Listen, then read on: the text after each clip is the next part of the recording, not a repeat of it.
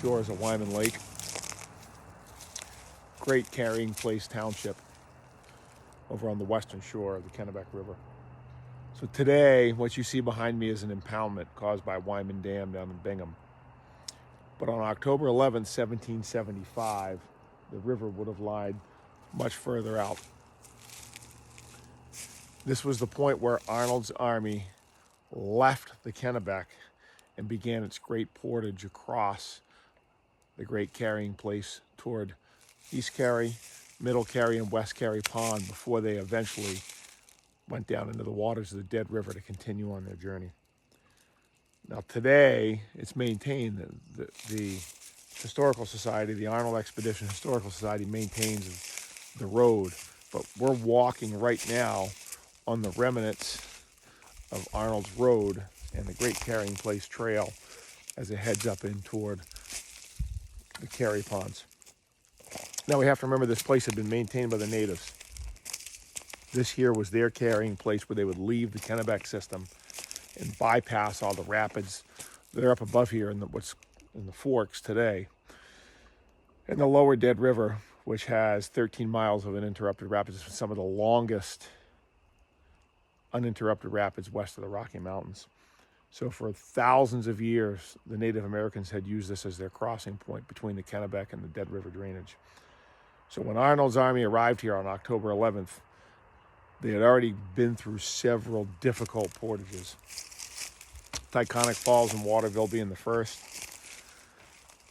followed by Skowhegan Falls, which they reached on September 29th, the vanguard of their forces, and had completely bypassed by October 4th.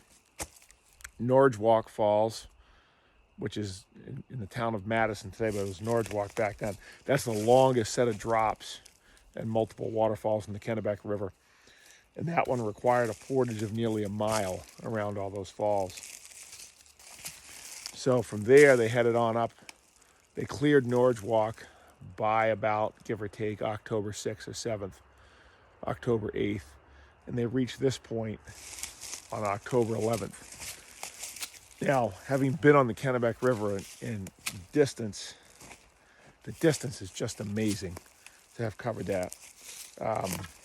Really makes you appreciate the energy of Arnold's army, the fortitude and the toughness of the people in this time period, because this is not an easy area to move through.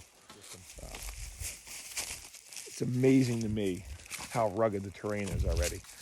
I'm going to kind of turn so you can see it's steep hills and bluffs here, right? So every one of those bateaux that they were moving was 300 to 400 pounds.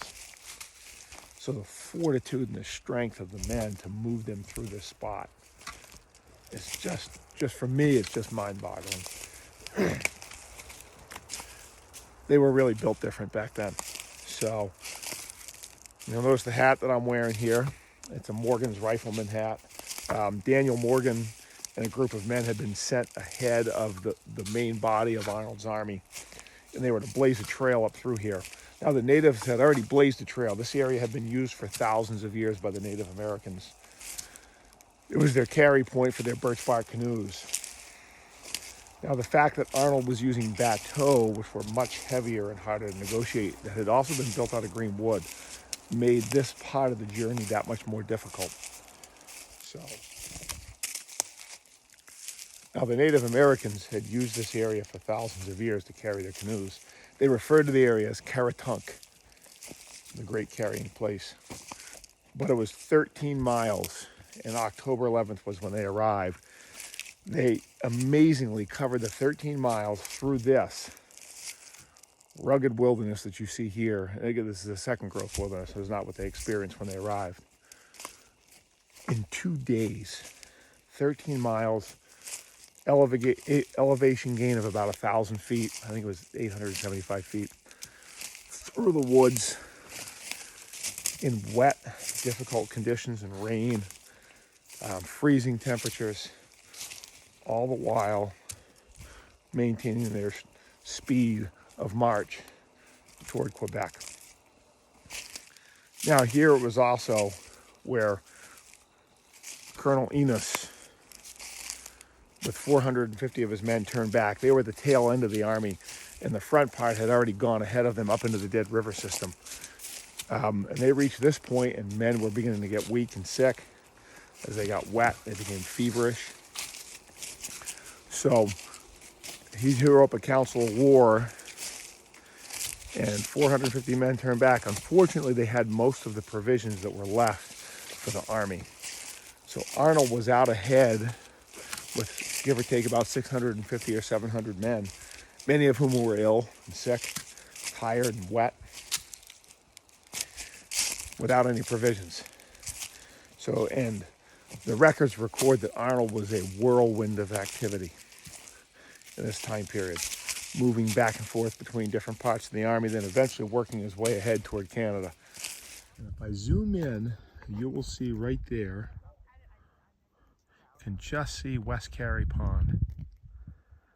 From here at 4,080 feet up, you're looking at the great carrying place that was the route of Benedict Arnold.